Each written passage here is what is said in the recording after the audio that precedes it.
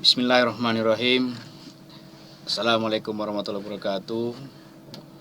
Puji syukur marilah kita sampaikan kehadirat Allah Subhanahu wa taala yang telah memberikan waktu dan kesempatan kepada kita untuk belajar pendidikan agama Islam untuk anak kami kelas 12. Seterusnya salat salam kejunjungan kita Nabi besar Muhammad SAW yang kita harapkan nanti syafaatnya di hari kemudian. Anak kami sekalian, ini pelajaran kita yang masuk kepada bagian yang ketiga dan keempat. Di bagian ketiga dan keempat ini yang kita bahas antara lain nanti anak kami sekalian, bisa nanti anak kami lihat di slide, ada judul besarnya mengenai munakahat. Baru di nomor 1 di pengertian munakahat, kemudian hukum munakahat, kemudian tujuan munakahat. Sebelumnya Bapak ingatkan lagi kalian, tanpa kecuali seluruh jurusan kelas 12 agar tetap membuka pelajaran kita pendidikan agama Islam kelas 12 di Facebook atau di media elektronik mengenai pendidikan agama Islam agar anak kami nanti tidak ketinggalan. Dan yang kita bahas pun nanti di kelas atau di rumah-rumah, inilah dia pelajaran yang selanjutnya. Kemudian di hari-hari yang lewat, anak kami sekalian, ini sudah kita pelajari mengenai administrasi pernikahan. Yang pertama dulu kita bahas administrasi pernikahan mulai tahun 2000 sampai 2018. Itu sudah kita buat kemarin di slide. Kemudian masuk Bapak di pelajaran administrasi yang kedua, 2020-2021. Jadi ada sedikit perbedaan nanti di administrasi pernikahan yang sering Bapak sebut dengan istilah surat menyurat atau dakan-dakan. Ini agar anak kami sekalian nanti bisa mengingatnya. Baik, untuk berikutnya kita lihat nanti mulai pelajaran sebagaimana biasanya yang biasa kita lakukan agar nanti pelajaran ini dapat masuk ke pikiran anak kami sekalian. Untuk mengambil berkah, mari kita berdoa agar nanti yang kita pelajari ini mendapat keberkahan. Berdoa, mulai.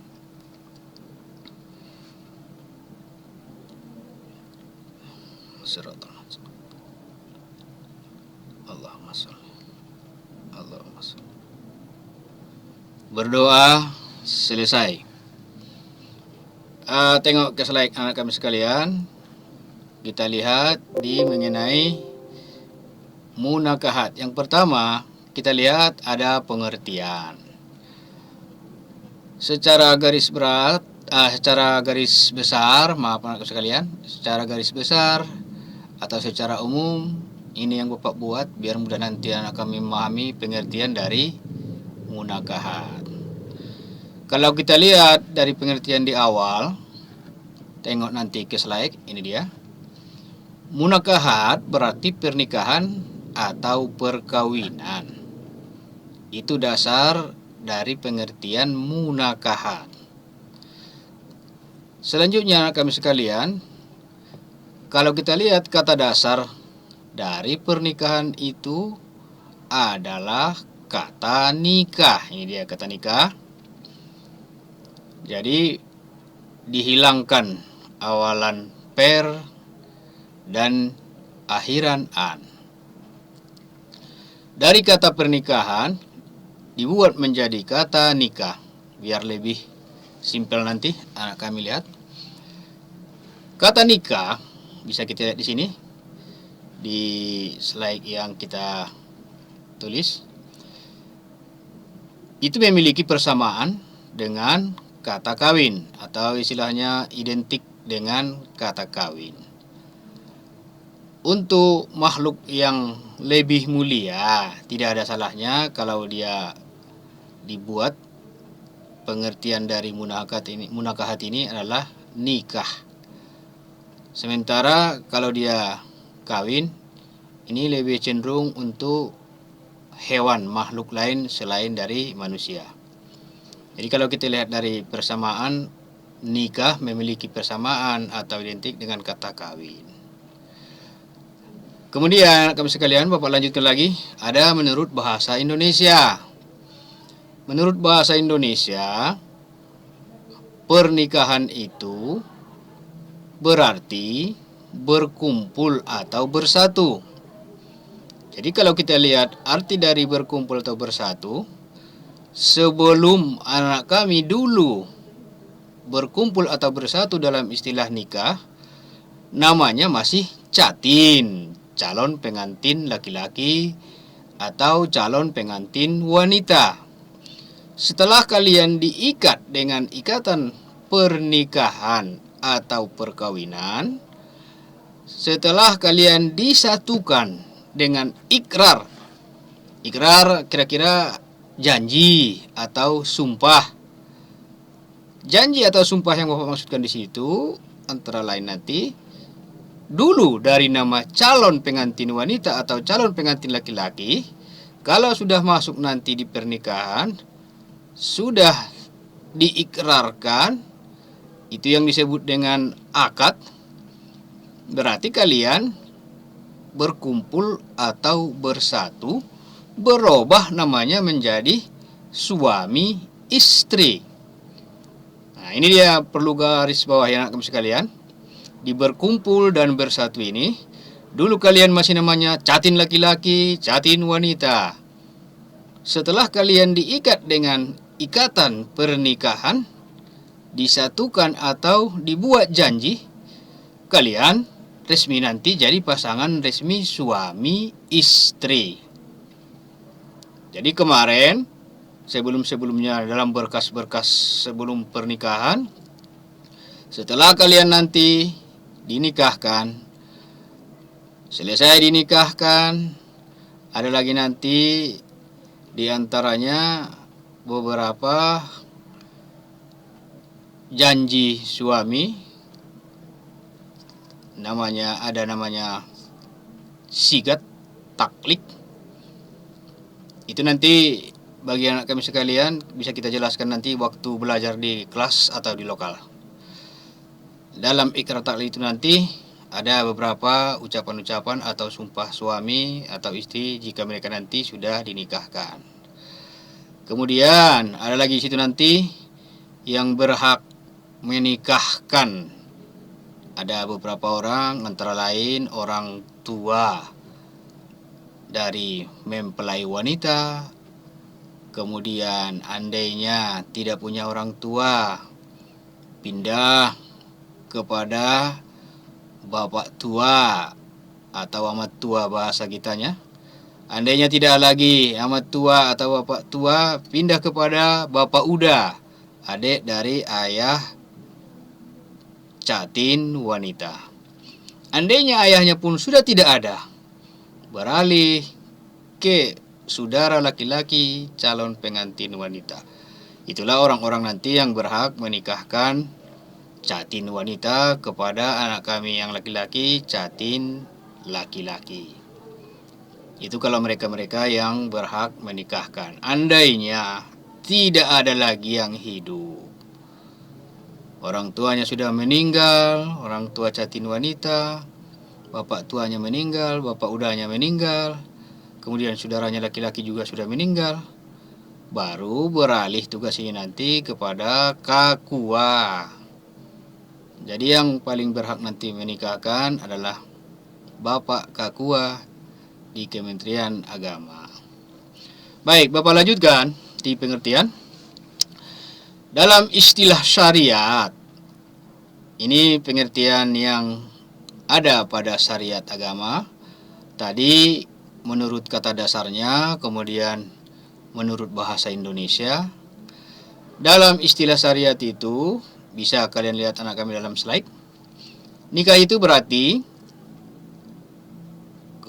kemari semua matanya.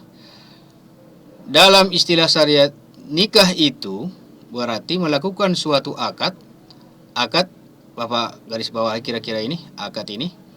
Akad itu kira-kira kalau bahasa kitanya janji antara calon laki-laki tadi dengan calon wanita. Kalau sudah masuk kepada yang namanya akad, janji, ikrar, sumpah, kira-kira itu dia maksudnya itu nanti kalau dia masuk kepada akad. Jadi akad atau perjanjian itu hal yang lumrah untuk mengikat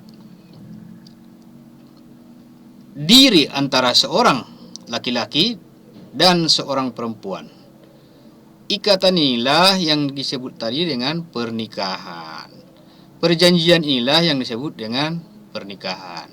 Jadi untuk mengikat diri antara seorang laki-laki dan seorang perempuan, itu dalam istilah syariat, ikatan inilah nanti anak kami sekalian, yang bisa dari kita seorang laki-laki dan seorang perempuan, jadi apa yang kita lakukan nanti halal. Ibaratnya, ini mohon maaf anak kami sekalian, bukan Bapak berbicara yang tidak-tidak, tapi ini pelajaran. Jadi perjanjian untuk mengikat diri antara seorang laki-laki dan seorang perempuan ada di sini, serta menghalalkan hubungan kelamin antara keduanya dengan dasar sukarela dan persetujuan bersama, demi terwujudnya keluarga atau rumah tangga bahagia yang diridhoi Allah Subhanahu wa taala.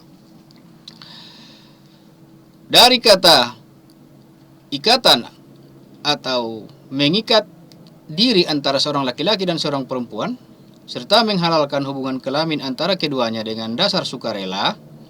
Ini bisa kita garis bawahi, dasar sukarela. Kemudian persetujuan bersama. Ada anak kami sekalian, ini di persetujuan bersama, bisa kita lihat di slide. Ada persetujuan bersama di sini. Persetujuan bersama. Kemudian demi terwujudnya keluarga, buka kurung rumah tangga bahagia yang diridhoi oleh Allah Subhanahu wa taala. Inilah pengertian menurut istilah syariat. Kemudian anak kami sekalian, kalau kita bahas sedikit tentang menghalalkan hubungan kelamin antara keduanya dengan dasar sukarela dan persetujuan bersama demi terwujudnya keluarga atau rumah tangga bahagia yang diridhoi Allah Subhanahu wa taala. Kemudian bisa kita lihat dasar sukarela, persetujuan bersama untuk terwujud keluarga atau rumah tangga bahagia yang diridhoi Allah Subhanahu wa taala. Dari sini anak kami sekalian, secara umum fitrah manusia itu, kalau manusianya sudah dewasa, itu kemarin bisa kita lihat dari persyaratan dalam pernikahan, di N1, 2, 3 dan seterusnya. Umur si laki-laki atau catin laki-laki dengan umur catin wanita, kalau sudah cukup umurnya, di situ ada KTP. Di situ jelas terlihat batas usianya mungkin di atas 19 atau 20 tahun.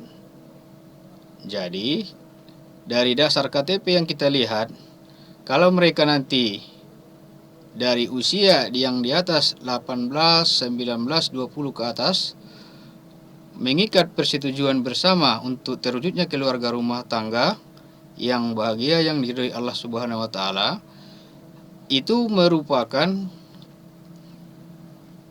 dasar atau istilah kita sekarang fitrah dari manusia.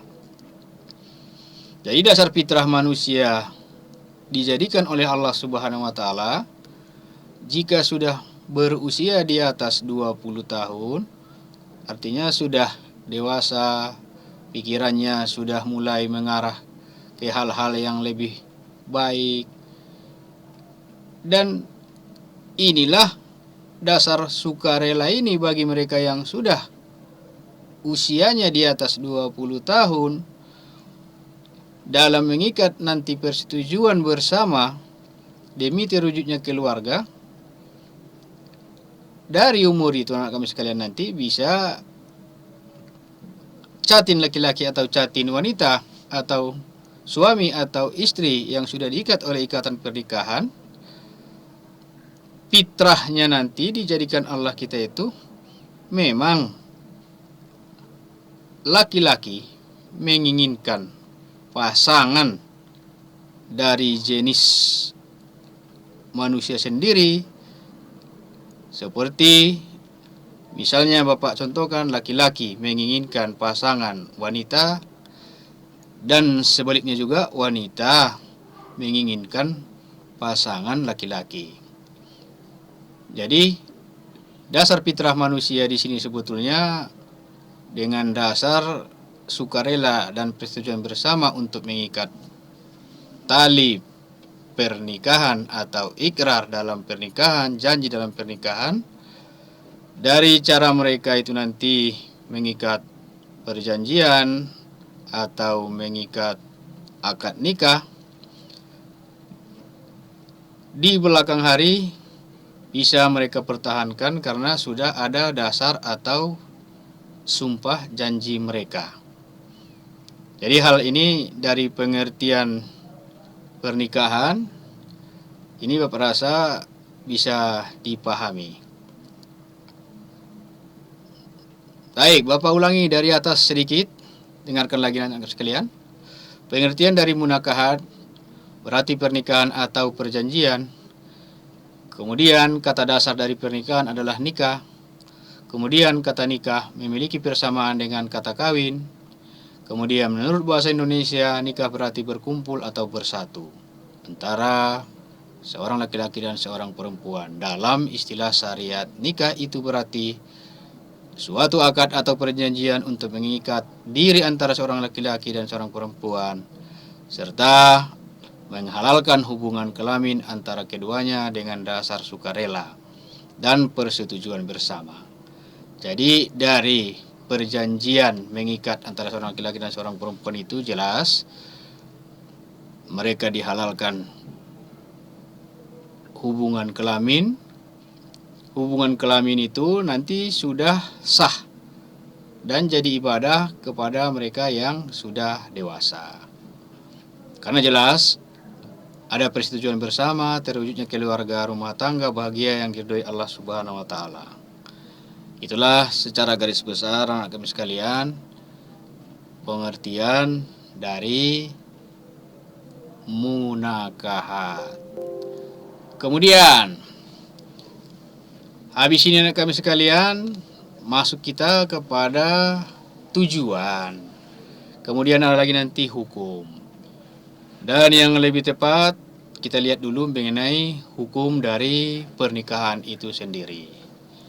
Bisa kita lihat anak kami sekalian di slide. Bagian pertama tadi pengertian pernikahan. Bagian kedua atau B hukum dalam pernikahan. Lebih simpel Bapak buat hukum menikah. Menurut sebagian ulama, hukum nikah pada dasarnya adalah mubah. Artinya boleh dikerjakan dan boleh ditinggalkan. Tetapi kalau menurut fitrah manusia tadi, sebagusnya hukum menikah itu kalau hanya dimubah saja, jika tidak dikerjakan tidak mendapat pahala dan jika ditinggalkan tidak berdosa.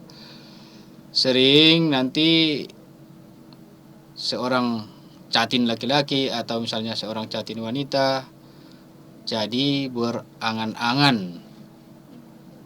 Kalau dikatakan dia mubah, boleh dikerjakan dan boleh ditinggalkan. Jadi Bapak terangkan diperkuat secara garis besar karena kondisi-kondisi orang-orang yang mau menikah itu kadang-kadang banyak kondisi yang tidak bagus. Secara garis besar ada 4. kalau ditinjau dari segi kondisi orang yang akan melakukan pernikahan. Maka hukum nikah itu yang pertama, tengok ke slide, sunnah, kemudian wajib, kemudian makruh, kemudian haram. Jadi dibuat secara umum 4 kalau dia dari segi kondisi hukum nikah. Baik, yang dikatakan dengan sunnah bisa kita lihat di slide anak kami sekalian. Yang pertama, sunnah. Jadi sunnah dia atau sunat dia hukum nikah itu ini bagi keadaan orangnya ingin menikah, mampu menikah, mampu pula mengendalikan diri dari perzinahan, walaupun tidak segera menikah. Jadi hukum menikah adalah sunnah. Itu yang pertama.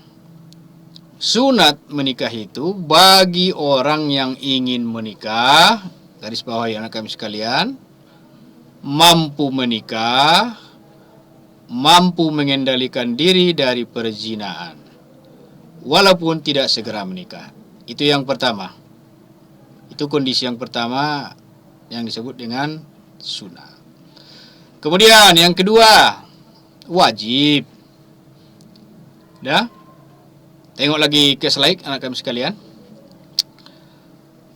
Hukum nikah yang kedua, wajib bagi orang yang ingin menikah, mampu menikah, dan ia khawatir berbuat zina jika tidak segera menikah. Maka hukum nikah bagi mereka adalah wajib. Bapak ulangi, yang kedua, hukum nikah itu wajib. Kepada siapa? Orangnya ingin menikah, mampu menikah, dan ia khawatir berbuat zina jika tidak segera menikah. Itu hukum nikah yang kedua. Kemudian anak kami sekalian, kita lanjutkan. Yang ketiga, ada namanya makruh. Kita lihat di slide. Hukum nikah yang ketiga adalah makruh. Bagi siapa? Tengok lagi ke bawah. Bagi orang yang ingin menikah, tetapi belum mampu memberi nafkah terhadap istri dan anak-anaknya di belakang hari atau setelah mereka menikah, maka hukum nikah adalah makruh. Jadi bagi orang yang ingin menikah tetapi belum mampu memberi nafkah terhadap istri dan anak-anaknya, maka hukum nikah bagi orang yang seperti ini makruh. Ini jelas anak kami sekalian, belum mampu memberi nafkah terhadap istri dan anak-anaknya, maka hukum nikah itu menjadi makruh. Kemudian anak kami sekalian, kita lanjutkan kepada yang keempat. Hukum nikah yang keempat adalah haram. Kita lihat, haram hukumnya menikah bagi orang yang bermaksud menyakiti wanita yang akan ia nikahi. Ini tengok anak kami sekalian. Haram hukumnya menikah bagi orang yang bermaksud menyakiti wanita. Menyakiti wanita yang maksudkannya di sini anak kami sekalian, baik secara jasmani maupun rohani. Jadi wanita yang mau dinikahinya, kalau nanti disakitinya jasmani dan rohaninya, kalau mereka menikah, hukumnya jadi haram. Inilah dia secara garis besar anak kami sekalian, kalau kita lihat kepada hukum nikah. Yang pertama, Bapak ulangi, sunnah. Kemudian wajib. Kemudian makruh. Kemudian haram. 4. Kemudian Bapak lanjutkan lagi. Anak kami sekalian, masuk kita kepada tujuan pernikahan. Tengok lagi dalam slide. Di tujuan pernikahan secara garis besar dipadatkan aja jadi 3. Sebetulnya ada memang 5 kalau menurut syariat agama. Tapi secara umum yang paling banyak 3. Kita lihat tujuan pernikahan. Secara garis besar yang pertama bisa kita lihat di Quran surat Ar-Rum surat ke-30 ayat 21. Ini jelas dalam slide. Wa min ayatihi an khalaqalakum min anfusikum azwajal litaskunu ilaiha wa ja'ala bainakum mawaddah wa rahmah. Inna fi zalika la ayatil liqaumi yatafakkarun. Bapak ulangi. Wa min ayatihi an khalaqalakum min anfusikum azwajal litaskunu ilaiha wa ja'ala bainakum mawaddah wa rahmah. Inna fi zalika la ayatil liqaumi yatafakkarun. Ini dasarnya dari Quran surat Ar-Rum ayat 21 di surat ke-30. Di sini jelas tujuan secara umum pernikahan dalam Islam itu untuk memenuhi hajat manusia atau pria terhadap wanita. Ini jelas di dalam Al-Quran sebagai sumber resmi mengenai hukum nikah. Jadi bisa anak kami tengok nanti di dalam Al-Quran surat Ar-Rum tadi. Secara umum tujuan pernikahan itu adalah memenuhi hajat manusia, dalam kurung pria terhadap wanita atau sebaliknya. Itu dalam Ar-Rum ayat 21.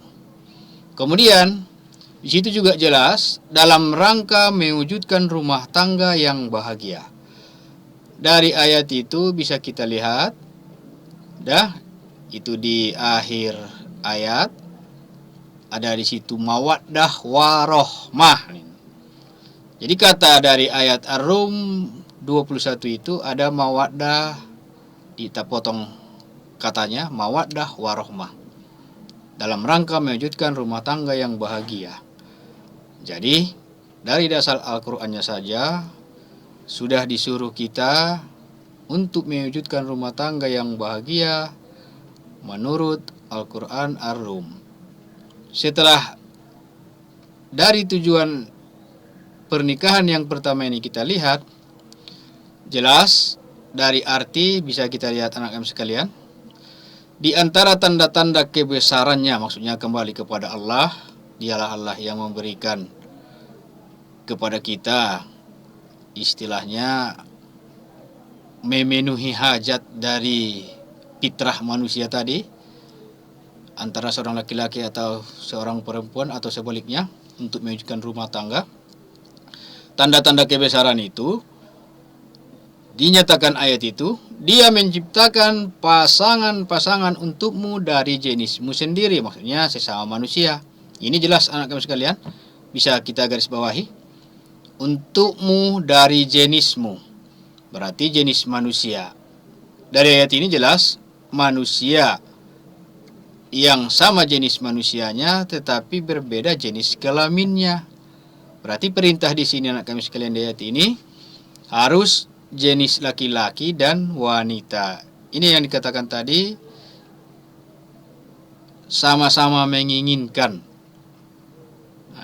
Jadi tambahan dari arti ayat, agar kamu cenderung dan merasa tentram kepadanya. Setelah ikatan perjanjian tadi atau ikatan pernikahan tadi, kita sebagai seorang laki-laki nanti akan cenderung merasa tentram dekat dengan istri kita, atau sebaliknya istri akan cenderung merasa tentram kalau dekat dengan suaminya. Kemudian kita lanjutkan lagi dari ayat. Dan dia menjadikan di antara kamu rasa kasih dan sayang. Jadi dari potongan ayat tadi ada di situ mawaddah warahmah. Inilah kami sekalian sebetulnya inti dari Ar-Rum surat ke-30 ayat 21 ini. Menjadikan di antara kamu rasa kasih dan sayang. Kemudian, sungguh pada yang demikian itu benar-benar terdapat tanda-tanda kebesaran Allah bagi kaum yang berpikir. Jadi, dari tujuan pernikahan yang kedua pun, memenuhi kebutuhan seksual atau birahi secara sah dan diridhoi Allah Subhanahu wa taala. Di sini jelas kalau sudah diridhoi Allah Subhanahu wa taala, kebutuhan itu menjadi ibadah kepada mereka sebagai suami istri. Tidak lagi haram, tidak lagi berdosa kalau andainya mereka melakukan hubungan suami istri. Sudah jadi ibadah kepada mereka. Kemudian laki-laki tadi yang cenderung sudah dewasa, sehat jasmani dan rohani, ada suatu kebutuhan yang harus ditutupi, termasuk kebutuhan birahi yang istilah sekarang lebih keren namanya dengan kebutuhan seksual. Jadi secara agama ini dilakukan dengan bagus-bagus. Artinya secara bagus-bagus menurut syariat yang ditentukan oleh agama. Jadi tujuannya kalau sudah dilakukan dengan bagus-bagus sesuai dengan syariat agama, pernikahan itu pun nanti diharapkan pernikahan yang langgeng. Kalau sudah diridhoi Allah Subhanahu wa taala secara dasar ikatan pernikahan, mudah-mudahan pernikahan itu nanti jadi ibadah. Bahkan habis nanti pernikahan, dimohon lagi kepada P3N atau kepada Kakua atau kepada Malim untuk didoakan pernikahan itu menjadi pernikahan yang baik-baik, pernikahan yang bahkan dikatakan itu yang pertama maunya, itulah yang terakhir. Memang ada beberapa hal nanti yang jadi cobaan bagi mereka yang menikah. Mungkin terlain misalnya ada diantaranya suami atau istri yang meninggal. Kalau itu nanti bisa lagi kami mohon kepada mertua bagaimana nanti solusinya.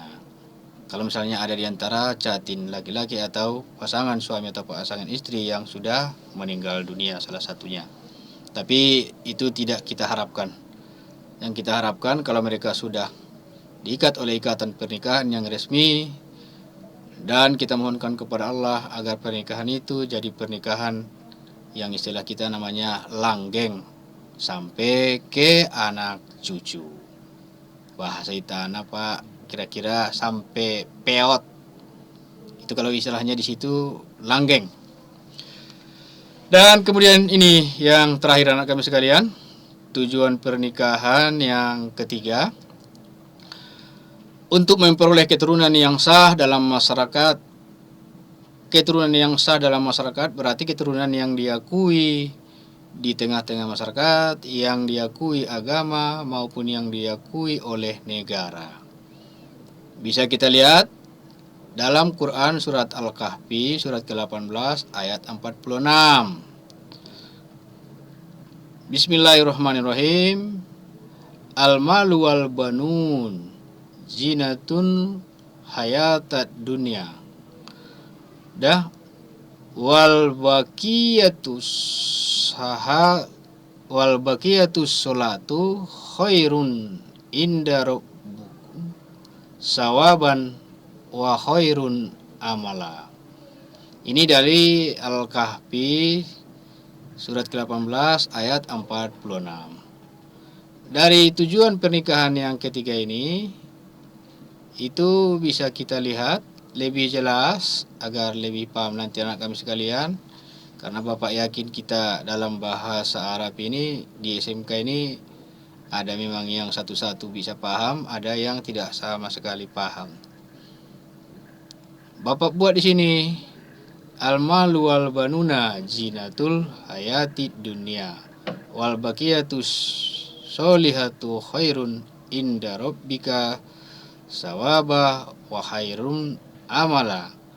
Ini terjemahannya, artinya anak kami sekalian, jelas harta dan anak-anak adalah perhiasan kehidupan dunia, tetapi amalan yang kekal lagi saleh adalah lebih baik pahalanya di sisi Tuhanmu serta lebih baik untuk menjadi harapan. Maksudnya harapan negara, harapan orang tua.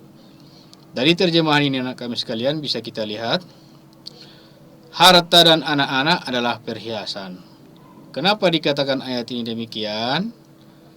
Secara umum orang tua tidak boleh melulu dalam pernikahan itu tujuannya semata-mata untuk anak. Lupa dia akhiratnya. Bahkan ada yang lupa sholat. Jadi sebagai patokan dibuat ayat ini, harta dan anak-anak adalah perhiasan kehidupan dunia, tetapi amalan yang kekal lagi saleh adalah yang lebih baik. Ada lagi yang lebih baik dari sini, apa dia mang? Apa dia inang?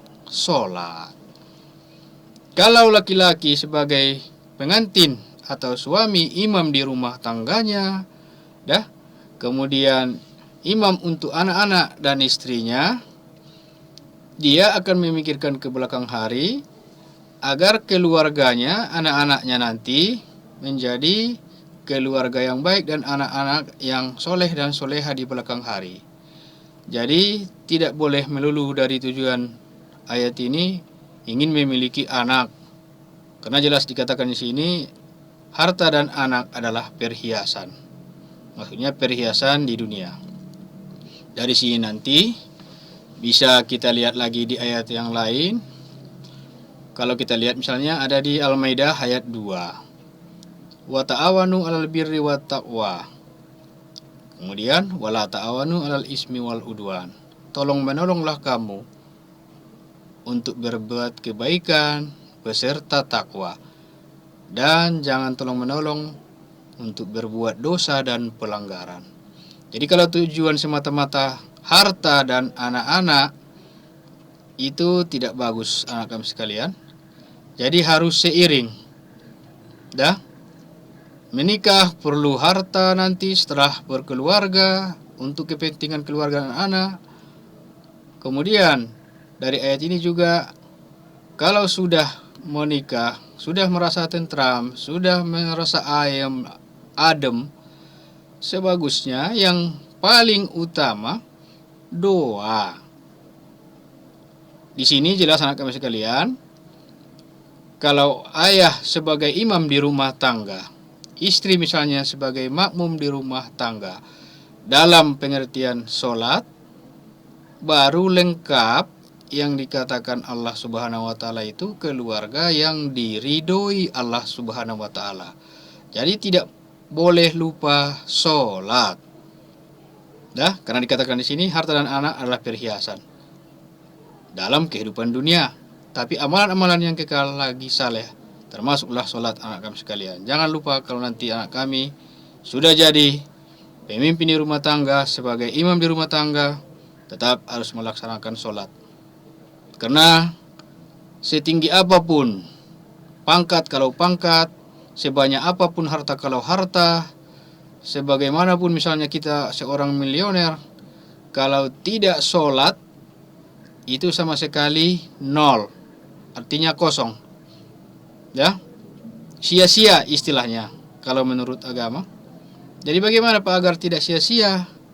Kita memiliki anak, kita memiliki keluarga, kita memiliki harta, tetapi tidak boleh tetap seorang hamba yang namanya hamba. Tetap harus ingat ada yang maha kuasa di antara kita sebagai pencipta kita, Allah Subhanahu wa Ta'ala. Jelas di sini katakannya di sisi Tuhanmu. Berarti ada hal yang lebih tinggi yang kita cari selain harta anak dan harta dunia. Jangan lupa ada untuk mengingat ke belakang hari yang memberikan kepada kita harta, yang memberikan kepada kita anak-anak, itu adalah Allah Subhanahu wa Ta'ala. Itu jelas kalau kita lihat, kalau mereka sudah dikaruniai anak dan keturunan, anak dan keturunan itu nanti adalah pemberian atau karunia dari Allah Subhanahu wa Ta'ala. Jadi menjadi harapan ke belakang hari situ yang maksudkannya, setelah ada ikatan pernikahan, di sini nanti anak kami sekalian ada lagi namanya taklik atau ikrar taklik. Itu sebagai sumpah sebagai seorang suami kepada istri dan anak-anaknya di belakang hari. Itu mungkin nanti anak kami sekalian tujuan pernikahan yang keempat. Ada ikrar, ada taklid sebagai suami. Antara lain tanggung jawab sebagai suami. Kemudian nanti ada tanggung jawab sebagai istri. Inilah yang Bapak bahas di mengenai pernikahan. Kalau ada yang kurang jelas, boleh nanti ditanyakan kepada Bapak atau waktu di lokal, di rumah-rumah kita belajar untuk lebih dalam, silakan ditanyakan. Ini sekedar slide anak kami sekalian. Kalau nanti kalian bisa membuka Facebook SMK Taruna Padang Sidempuan mengenai pendidikan agama Islam kelas 12. Ini pertemuan kita yang ketiga dan keempat. Ya, pertemuan yang ketiga dan keempat membahas mengenai masalah pernikahan. Mulai dari pengertian pernikahan, hukum pernikahan, kemudian tujuan pernikahan. Dah, ada beberapa hal tadi yang berhubungan dengan masalah tujuan yang digarisbawahi. Bapak rasa di pertemuan kita yang ketiga dan keempat ini Bapak cukupkan. Kurang janggalnya nanti Bapak mohon maaf. Minta ampun kita kepada Allah Subhanahu wa Ta'ala atas apa yang Bapak sampaikan. Kalau ada yang salah atau tidak benar, boleh kita selesaikan lagi nanti di rumah-rumah atau di kelas agar lebih jelas. Dan silakan anak kami tengok atau lihat di Facebook SMK Taruna Padang Sidempuan mengenai pendidikan agama Islam kelas 12 untuk pelajaran-pelajaran berikutnya. Bapak rasa penjelasan Bapak mengenai munakahat mulai dari pengertian, hukum, tujuan sudah cukup. Bapak sudahi dengan Assalamualaikum warahmatullahi wabarakatuh.